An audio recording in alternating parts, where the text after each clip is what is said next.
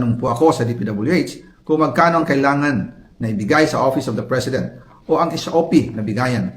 Ang sinagot sa akin ay 25%. Ang ibig sabihin nito, 25% ng 100 billion ang SOP na kailangan ibigay kay BBM mismo.